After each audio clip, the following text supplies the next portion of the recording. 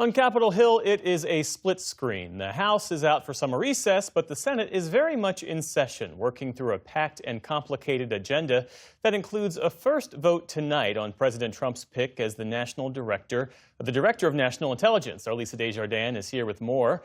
So, Lisa, let's start with the action tonight. This key vote on President Trump's pick for DNI. Tell us more about it. Right. This vote for the Director of National Intelligence is about the position created after 9/11 to coordinate intelligence. So it is a very big deal. For the past 4 months, this agency has been run by an acting and controversial selection who really has focused on just shrinking the agency. But let's talk about the permanent nominee. That is Jay Clayton. He right now is the U.S. Attorney for Manhattan. And if you look at the Senate floor right now, you can see the vote underway. This is seen as an experienced nominee, and he has just gotten enough votes to advance. We expect his final confirmation tomorrow. But until then, Jeff, Bill Pulte remains the acting DNI. He is controversial for a few reasons, but one is he's continuing to make major decisions even now. Last night, he posted on X, quote, "As of this evening, we just finished a 4th round of thoughtful, measured layoffs." The agency didn't respond to my request for exact numbers, but sources familiar tell me that Pulte has laid off some 200 or more people just in the few weeks that he's been acting director. If Jay Clayton is confirmed tomorrow, this will be Pulte's last full day on the job. Another thing we're watching, Lisa, is President Trump publicly criticizing the Senate Republican leader, John Thune.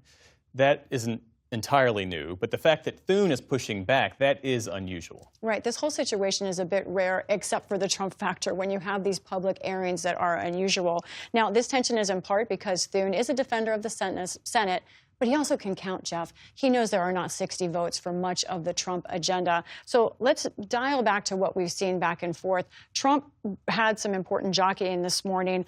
He wrote on Truth Social, "I can't believe how lucky the Democrats got with this Senate leadership." That's a jab. But Thune has responded consistently to me and to others. He has said, if President Trump wants the votes, he needs to work the phones and try and get the votes, which, you know, sounds normal, but that's unusual to say something about President Trump that way. It's interesting, late today, Trump had a different tune on Air Force One when he was asked about his relationship with Thune. It's fine. It's fine. He's got to get his job done. It's fine. I have a good relationship with John Thune. He's just got to get his job done. Good relationship. Got to get his job done. The truth is that Trump knows he can't get the 60 votes himself. And why? Because he himself is responsible for some of those senators' careers ending because he attacked them.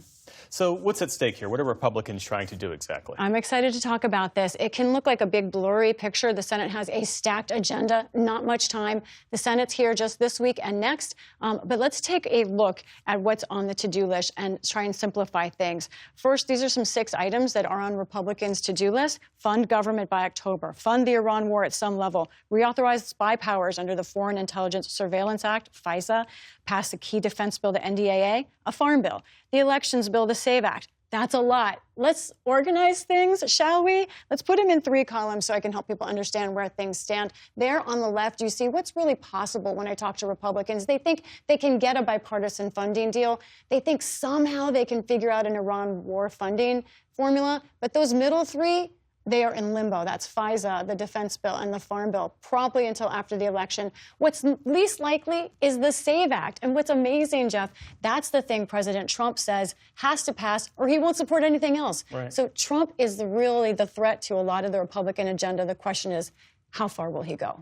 And Senate Republicans have another issue, and this is the prolonged absence of Kentucky Senator Mitch McConnell. There was an update today on his health? That's right, there was. First of all, he is needed for the Farm Bill to move forward out of committee. This is the update. We got a new photo from his team. It shows him again, they say, in rehab. The statement from McConnell said he's intensely working through rehab, trying to work when he can. Interestingly enough, the Capitol's attending physician also sent a statement saying again the rehab is due to his fall and McConnell's related childhood polio. But something I hadn't seen before from the attending physician of the Capitol, they noted that McConnell has doctors from the Capitol visiting him every day. There's no word on when he'll return. Lisa Desjardins, thanks as always. You're welcome.